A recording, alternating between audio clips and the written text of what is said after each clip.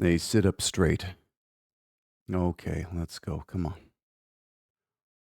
Arena Breakout Infinite. Didn't this game come out like years ago? It was the first real competitor to Tarkov, right? And it's just a little more fast paced. Well, I guess here it is. It definitely looks good. I've seen it live, streamed, and I mean, Tarkov, Escape from Tarkov is a fantastic game. And if you've never played the hacked, modded single player version, I highly recommend you give that a try because that was when I really fell in love with Tarkov.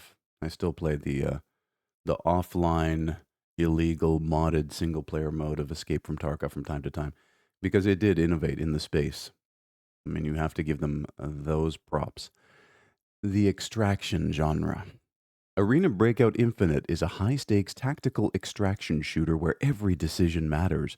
Fight, loot, and extract, or lose it all. With stunningly realistic visuals, lifelike sound, and unforgiving player versus environment combat. Every raid is a gamble between glory and ruin. So I guess their official release date here is the 15th of September 2025 from More Fun Studios, self published, little indie company, by the way.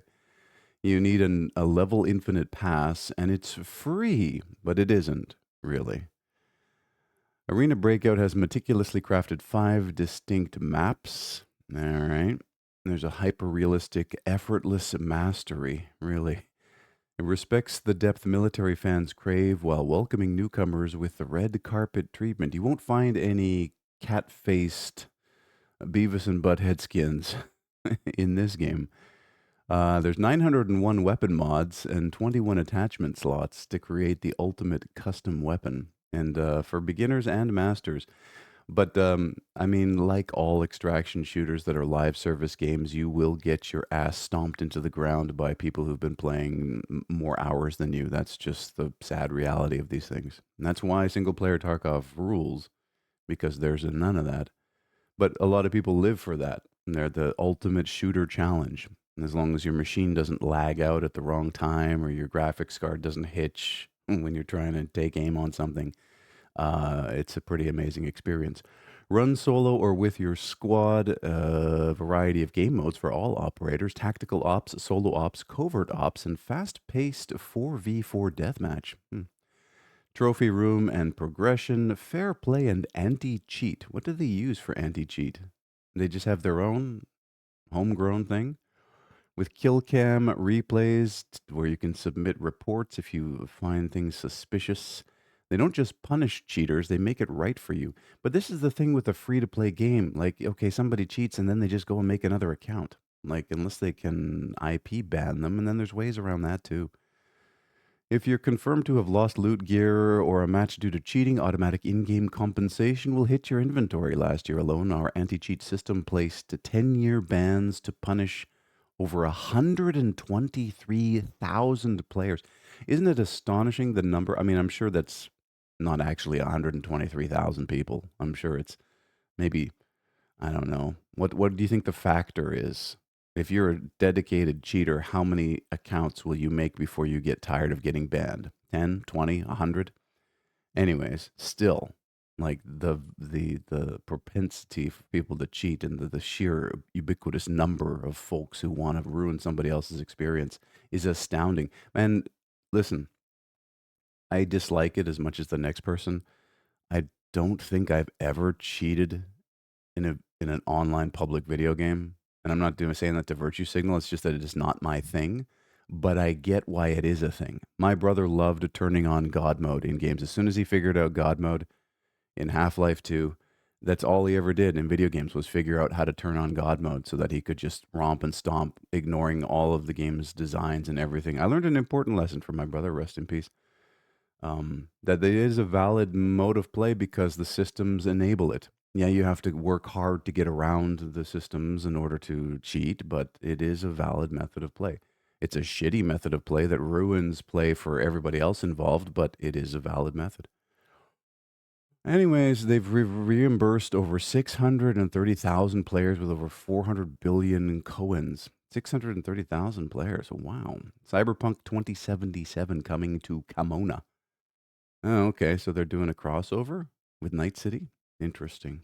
Anyways, there it is, free to play. If that's your thing, give it a try. Like I said, I do recommend. I mean, I don't recommend paying the hundred plus dollars for the full version of Escape from Tarkov, but if you do have a copy, give that single player mode with some certain realism mods installed a try and see how you like it. There you go. No, I'm not a human. I have watched this being played a couple of times too by various live streamers, and it looks good for this type of game.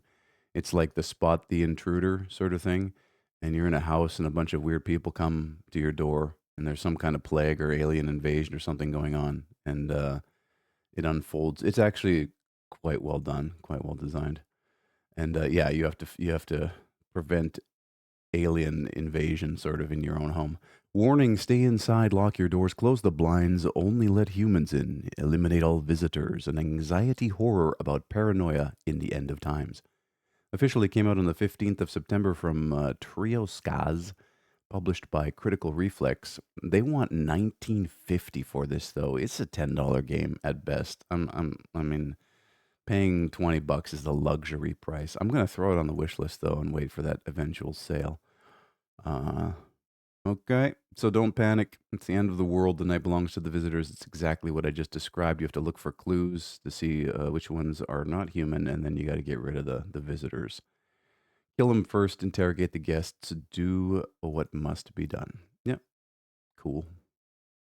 Lego Voyagers. Oh, bro, you might not know this about me, but I'm a huge Lego fanatic, and they just released the Captain Jack Sparrow's ship from Pirates of the Caribbean, and it's a $500 Canadian set. I mean, it's amazing. It's actually got less pieces than the other ship that I wanted, which is the what is it? The Discovery, one of those ships. And it costs $100 more. And it's brutal. I want it so bad though. Anyways, here's a Lego game. Cool. From the makers of Lego Builder's Journey comes a new two-player co-op adventure about friendship and play. When two friends make it their mission to rescue an abandoned spaceship, they embark on a journey beyond their wildest dreams. Came out on the 15th of September from Light Brick Studio and Annapurna Interactive. Wow. They want 32.50 for this because everything Lego is super expensive. I mean, that's how it is. So they from the makers of Lego Builder's Journey. Okay. Experience what it feels like to be a Lego brick. Jump, tumble, jump, snap together, and build your way through rich brick worlds. Unravel a poetic, non-verbal narrative. Cooperatively solve the game's many challenges. You can play locally on the same screen or online. Can you do it with a solo co-op experience? Invite a friend to join your adventures for free with the Friends Pass. Okay, that's very, very gracious. Asks open questions about building friendships, sharing dreams, and giving space. Oh, it reminds us that while playing and being creative is for all shapes and sizes, it's always better when you share it with a friend. Yeah, anything is fun co-op. That's why it's always when people say this game is great with a friend, so is sitting there and watching paint dry. It's not really a value add plus that speaks anything to a game's design, that it's fun with someone else. But still, Lego's got the money and they've put it into this. It looks great. And as a Lego fanatic, I mean, I can't help but put it on the wish list, but there's no way I'm paying that price for it. All right. Greedland. All right. Seizure Simulator 2025. Is it a tower defense? Is it a Vampire Survivors like? Is it a combo of the two? I think it's a Survivors like. Look at the number of bugs on the screen. Good Lord. It's terrifying. I've been battling spiders in the garage where I work out, and it's war. It's full on war. I don't know how they're getting in there, but they're getting in there and they're infesting. Greedland is a roguelike game mixed with survivor-like elements. Isn't that what a survivor-like is? Huh? It's reminiscent of Crimson Land and Vampire Survivors. First of all, Crimson Land is not a survivor-like, and it is kind of an OG roguelike. It's more a twin stick shooter. But yeah, now that I think of it, Crimson Land actually sort of predates, but there's something about Crimson Land that makes it not Vampire Survivors because it's staged in a way that I find more appealing. Crimson Land, definitely one of my favorites. If you haven't played it by 10 Tons Entertainment, it's well worth playing. They decent version on Steam. Highly recommended for fans of twin stick and roguelikes, I guess. I never really thought about it that way. Anyways, the battle progresses your character. You will become a mobile arsenal of destruction. Came out on the 15th of September from Vampé and Gamer Sky Games and 2P Games. There is a demo. All right, I'll take a look. They shouted out Crimson Land. If that's an inspiration, we'll see. They want $17 for it, and using Unreal Engine 5. They didn't even capitalize Unreal Engine. Your journey of conquest will be more than ordinary. Also, the game will probably hitch like fuck and be unoptimized. You see Randy Pitchford out there doubling down on Borderlands 4, saying that, like, you gotta check the minimum specs in order to play the game at its top. Bro, I've been watching live streamers that have $50,000 computers struggle with Borderlands 4. I've seen it hitch live on stream. Randy, shut the fuck up. I got no respect for Randy Pitchford. You will fully experience and immerse yourself in the violent beauty of blood and fire. All right. So the 1.0 update has landed. And that's the benefit of waiting for things to come out of early access. I will say it does look smooth. So you're a mecha survivor, guy with gun, whatever. Bugs everywhere, fire everywhere. Stand by for Titanfall. Oh, I see. You get the mech. Cool. Isn't this not copywritten? Talk to your lawyers about that one. Your Titan mechas are always on standby, ready to deploy. Forge your super soldier with 301 upgrades. Greedland Brothers Bug Hunt Online. Feeling lonely fighting bugs by yourself? Never. I'm totally okay with the solitude. Trust me. I'm here to help. Online co-op system is officially live. Grab a buddy. It's bug slaying time, and then there's more coming down the road. All right, we'll take a look at the demo and see. Pinata Go Boom. What is this? Lo-fi, cutesy, procedural, not procedural, incremental type game? What are you exactly? A mole? Some kind of creature like that? You got to smash the pinatas, and then you get more currency, for which you can extend the skill tree and just work your way up towards billions of points. Is that what it is? Okay, another one of these. A small incremental game about smashing pinatas, collecting toys, and climbing the corporate ladder as you unlock a vast upgrade tree. Sounds like a great waste of a weekend. Came out on the 15th of September from a Tissue Inu, Tissue Dog, self-published. They want $5.70 for this, and rise and shine. It's the first day of your new job. Bro, I punch tasks at work for a living. I don't know if I want to punch them on the weekend in a game. I'm okay with that. Smash every pinata to unlock the next room, collect toys and loot, sell toys to upgrade stats, prestige to unlock new mechanics, and there's automatic attacking, so you don't have to do a thing. Just watch it happen. I'm good. Campus Life. Okay, what is this? Sims, but it's at school. Gosh, these characters are ugly looking. Western developers, am I right? I mean, there's just a certain level of artistry, and that's all it takes. And this is their level of artistry. Shh, I'm trying to write my next great novel. Well, what are you doing it in the middle of a crowded cafe for? Telling people to shut up while you pursue your empty dreams? Come on now. In campus life, you'll experience your final year of college, something that the vast majority of people have no fucking clue what you're talking about. Study, party, and join campus events. Everything that happens during this one academic year will be entirely up to you. Came out on the 15th of September from Game Formatic SA, Frozen Way and Frozen District. They want 1950 for this and create your own path. Some say college is the best time of your life. Is this true? I don't know. I went through it when I was 50, so it was kind of a fucking drag. Make friends and frenemies, discover the holy grail of work-life balance, become a campus celebrity. Ugh. Attend classes, explore various clubs, support your fraternity, throw parties, meet with friends, deepen relationships, work part-time to pay your tuition forever for the rest of your life, and decorate and chill out in your dorm room. I hope this tuition payback is realistic. Like in the United States, it's a trap, dude. It is a death sentence. I'm good. Random Access Mayhem. Okay, what is this? Side scroller? Tactical shooter? Pixel art? Lo-fi? What exactly are we looking at here? Little hard to read, honestly. Like the artwork's pretty busy, but you never know until you try. The roguelike where you play as the enemies. Okay, that's a twist. Take control of your foes, turn them against each other in fast paced combat, and leap to a new host before your current body breaks down. Oh, it's that. You possess the enemy. Okay. Came out on the 15th of September from Xylem Studios, self published alongside Hawthorne Games. There is a demo. They want 20 bucks even for this. And the roguelike with no player character. You don't have a body. You're a rogue AI jumping between enemy robots to survive. Body swapping combat, so each thing gets different abilities and such. I guess it's a twin stick. Yeah, it's a dynamic twin stick with a screen shake. My favorite. Not really. Not a fan of the screen shake.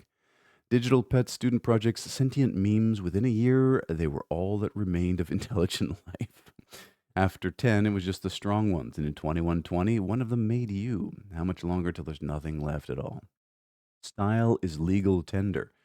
RAM expands the style systems seen in games like Devil May Cry and Ultra Kill by making style points in run currency. Okay, so look forward to getting a lot of Fs before you get that triple S. Download more RAM. Huh. All right, I'm curious how they do the possession mechanic, and I also want to see if this artwork actually is readable as you play. Oh, crap, I hit download by mistake. Add to the wish list. We'll see that later. Daymare Town. Okay, definitely hand drawn. Nice, sketchy. Who was that guy? Geary? Little Geary style. Avis Somni. Little creepy art. Look at this dude. Get a haircut, bro. Okay, is this point and click, I imagine? The sketchy art style? Actually, kind of intriguing. There's a million screenshots if you're not sold. Daymare Town is a hand drawn puzzle adventure game. You find yourself in the heart of a strange city populated by peculiar metamorph creatures. This town is full of nooks and crannies, puzzles, secrets, and items to collect to help you along the way. Can you escape the nightmare of a day? Came out on the 15th of September from Matiz Skutnik. Matiz? I'm sorry, I apologize. Matiz Skutnik. There's a demo. All right, fine. And they want $32.50 though. Wow, it's priced like high art. Okay, so you're not alone here. You are always alone. You'll meet peculiar Daymare inhabitants. There are puzzles, graphics, and music. Okay, I'll check it out later.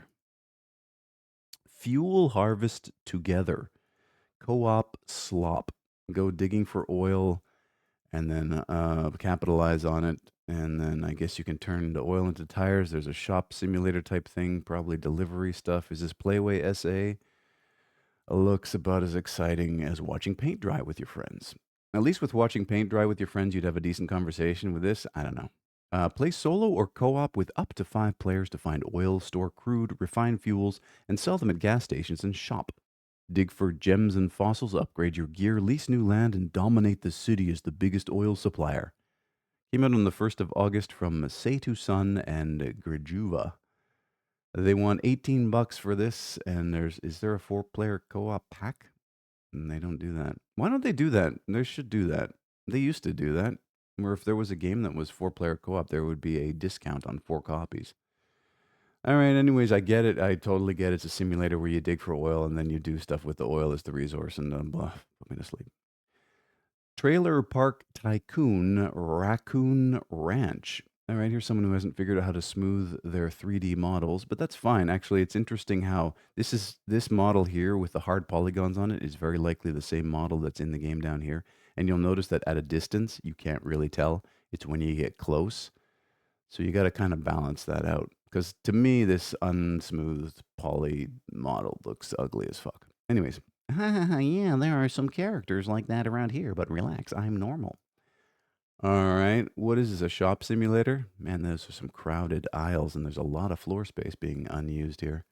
They've got the chromatic aberration filter on everything here. Why? Is there some weird, I guess there's a dark undertone to this.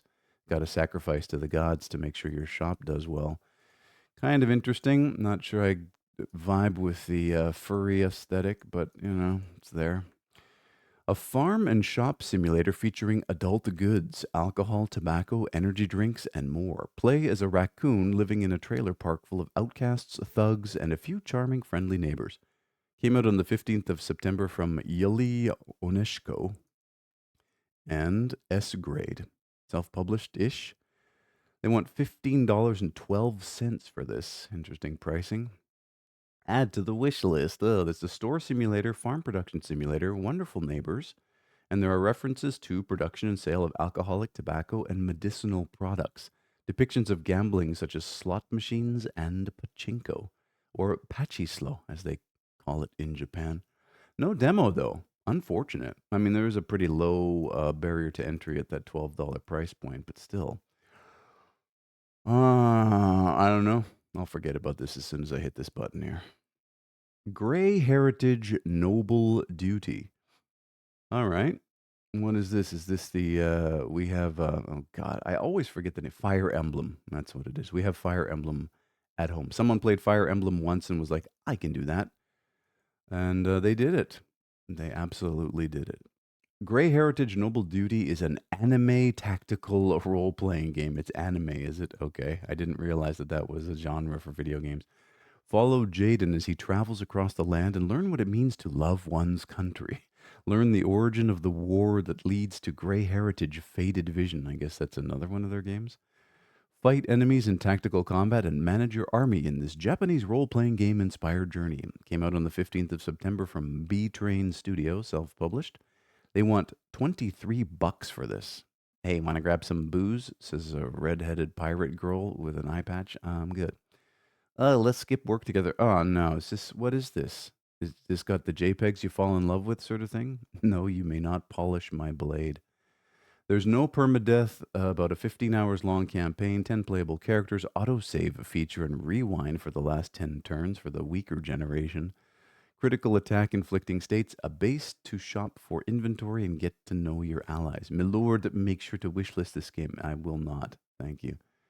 But hey, good. Congratulations on aping a successful franchise. Why would I play this instead of the millions of Fire Emblem games? Dimwood.